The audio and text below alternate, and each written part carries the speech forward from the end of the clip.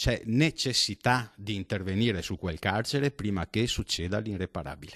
In neppure 10 giorni sono accaduti 2 gravi episodi al carcere minorile di Treviso che fanno emergere l'inadeguatezza della struttura e la cronica carenza di personale. Lo rivelano oggi Stefano Vanina della Funzione Pubblica CGIL di Treviso e Gianpietro Pegoraro del Coordinamento Veneto Polizia Penitenziaria. I problemi sono appunto che una dotazione organica ottimale prevederebbe 5-6 unità in più, che sono quelle che adesso sono trasferite in altri istituti e che non tornano a Treviso, e dall'altra parte tenendo conto che particolarmente per quanto riguarda i turni notturni abbiamo 3 unità in servizio, di cui una in portineria con l'ausilio appunto della videosorveglianza e quant'altro, pertanto insomma 2 effettivamente nel piano con 15 detenuti.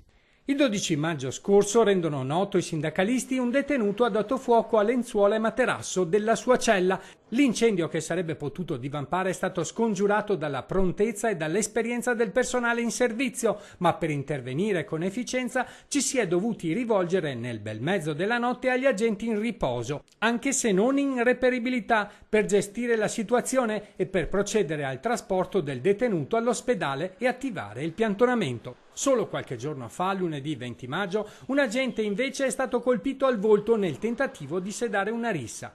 Per il sindacato della Polizia Penitenziaria si tratta di una situazione ormai insostenibile. Lanciamo l'appello perché sia sotto il punto di vista organizzativo e gestionale del carcere ci sono problemi immensi che noi vorremmo appunto discutere con il Dipartimento della Giustizia Minorile.